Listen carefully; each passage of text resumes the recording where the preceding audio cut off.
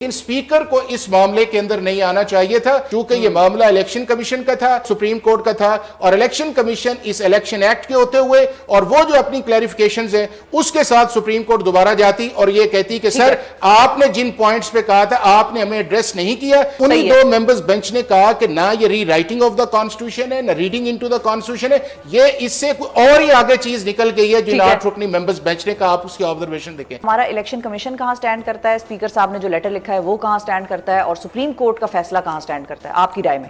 अच्छा शिफा, बात यह है कि जो 12 जुलाई की जजमेंट आई है वो एक एक्स्ट्राऑर्डिनरी सिचुएशन के अंदर एक extraordinary supreme court of Pakistan की जजमेंट आई है। अच्छा। और उस एक्स्ट्राऑर्डिनरी जो सिचुएशन क्या है उसमें? उस एक्स्ट्राऑर्डिनरी उसके अंदर ये थी कि पाकिस्तान का एक सबसे बड़ा जो एक पॉलिटिकल केस है जिसका एक कॉन्स्टिट्यूशनल इम्पैक्ट है, जो आर्टिकल 51 या आर्टिकल 106 या सेक्शन 104 या रूल 94 के अंदर जाके आया है, उसका जब वो फैसला होने लगा था तो एक ऐसी पॉलिटिकल पार्टी के मुतालिक सुप्रीम कोर्ट ऑफ पाकिस्तान ने ऑर्डर किया जो ना इस प्रोसीडिंग्स का हिस्सा थी, ना उन्होंने उस ऑर्डर को चैलेंज किया, और ना ही सुप्रीम कोर्ट के अंदर कहा कि जी आपके सामने आए हैं उनकी बजाय जो है आप हमें रिलीफ दें।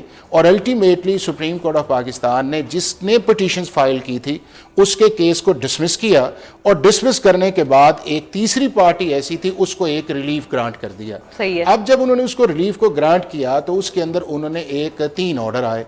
एक ऑर्डर आया आपका 8 मेंबर्स बेंच का। अब जो 8 मेंबर्स बेंच था उसके अलावा जो 5 थे उन्होंने पीटीआई को सपोर्ट नहीं किया था कि इन्हें रिलीफ दिया जाए। उसके अंदर बजाते खुद उन्होंने ये कहा कि इलेक्शन कमीशन ऑफ पाकिस्तान और पीटीआई जो है वो हमारे पास क्लैरिफिकेशन के लिए आ सकती है for implementation of the order, और उन्होंने उसके अंदर सर्टन डेट्स रखी कि इस डेट तक जो है पीटीआई अपने डॉक्यूमेंट्स जमा करवाएगी, इलेक्शन कमीशन ऑफ पाकिस्तान उसके ऊपर एक फैसला करेगा, और उसके बाद अगर कोई प्रॉब्लम आती है तो आ जाए। अब इलेक्शन कमीशन ऑफ पाकिस्तान ने पार्शल उसकी कंप्लाइंस करके सुप्रीम कोर्ट ने जो बजाते खुद इख्तियार दिया था 188 के नीचे जाके जो रिव्यू होता है उसके अलावा कहा कि आप हमारे पास आ जाए।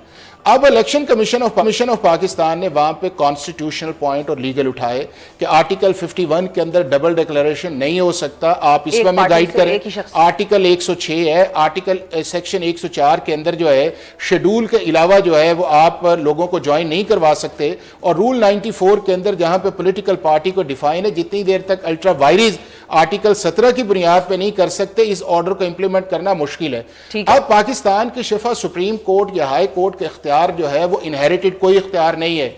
इख्तियार वो है जो आपको आर्टिकल 175 के नीचे पाकिस्तान की पार्लियामेंट या कानून देती है, आपने उसके मुताबिक एक फैसला करना है। अब उन्हीं 2 मेंबर्स बेंच ने कहा कि ना ये री राइटिंग ऑफ द कॉन्स्टिट्यूशन है, ना रीडिंग इनटू द कॉन्स्टिट्यूशन है, ये इससे और ही आगे चीज निकल गई है जो 8 रुकनी मेंबर्स बेंच ने कहा। आप उसकी ऑब्जर्वेशन देखें।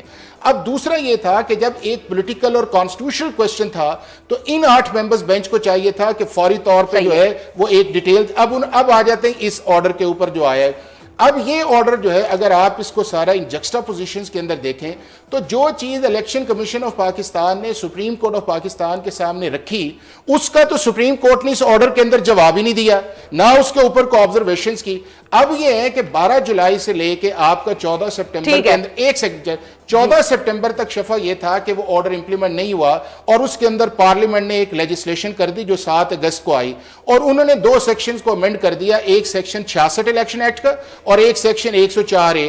अब दोनों आपके लॉ जो है वो मौजूद हैं। जितनी देर तक वो लॉ जो है जो एक्ट ऑफ द पार्लियामेंट है आप अल्ट्रा वायरिस नहीं कर सकते, या 14 सितंबर को सुप्रीम कोर्ट कह रही थी तो वो उसको नोटिस ले लेते ना।